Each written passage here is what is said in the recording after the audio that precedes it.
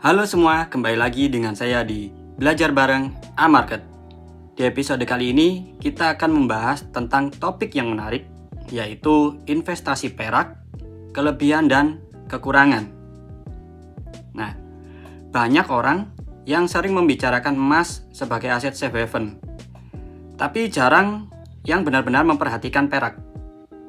Padahal, perak punya keunikan dan peluang tersendiri. Dalam video ini kita akan bahas kelebihan dan kekurangannya, sehingga kalian bisa menilai apakah perak cocok untuk dimasukkan ke dalam portofolio investasi kalian. Mari kita bahas.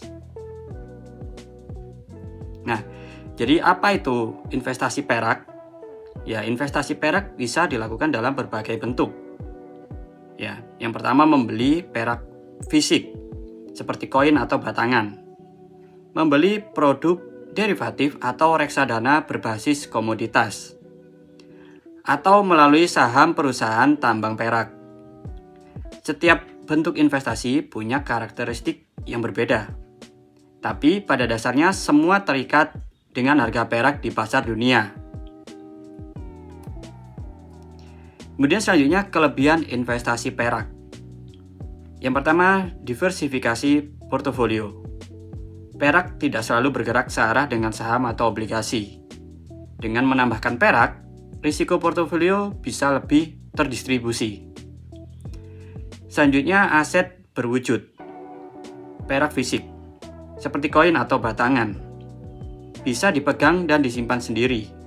Ini memberi rasa aman, terutama ketika kepercayaan terhadap sistem keuangan menurun. Selanjutnya, harga lebih terjangkau dibanding emas. Tidak semua orang mampu membeli emas dalam jumlah besar. Perak bisa menjadi alternatif logam mulia yang lebih ramah di kantong, tetapi tetap punya nilai intrinsik.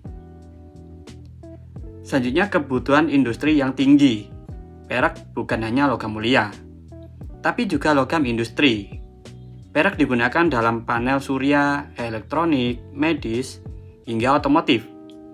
Permintaan industri yang terus meningkat bisa menjadi faktor pendorong harga di masa depan.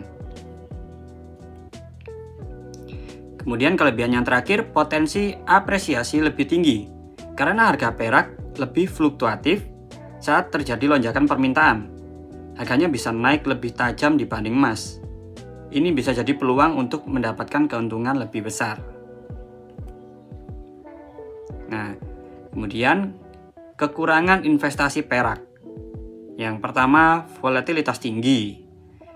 Kelebihan yang tadi kita sebutkan juga bisa jadi kelemahan. Harga perak bisa naik sangat cepat, tapi juga turun drastis. Jadi risiko kerugiannya cukup besar juga. Selanjutnya, membutuhkan tempat penyimpanan. Nah, jika kalian membeli perak fisik, kalian harus memikirkan biaya penyimpanan yang aman. Tidak seperti emas yang relatif padat nilainya. Perak butuh ruang lebih besar untuk nilai yang sama. Kemudian, likuiditas terbatas. Menjual perak fisik mungkin tidak semudah menjual emas.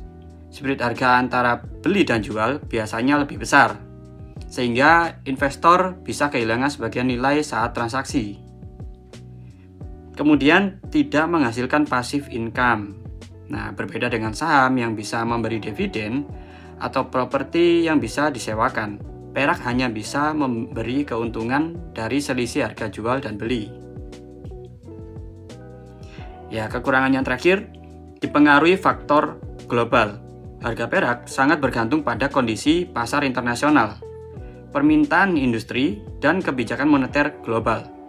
Artinya, investor harus siap menghadapi faktor eksternal yang tidak bisa dikendalikan. Jadi kesimpulannya, apakah investasi perak cocok untuk Anda? Jika Anda mencari diversifikasi aset berwujud dan ingin punya alternatif logam mulia selain emas, maka perak bisa menjadi pilihan menarik. Tapi jika Anda tidak nyaman dengan fluktuasi harga, kesulitan penyimpanan, dan ingin investasi yang bisa memberi passive income, maka perak mungkin bukan pilihan utama. Pada akhirnya, keputusan ada di tangan Anda. investasi selalu harus disesuaikan dengan tujuan, profil risiko, dan kondisi finansial masing-masing. Nah, jadi itulah pembahasan tentang kelebihan dan kekurangan investasi perak.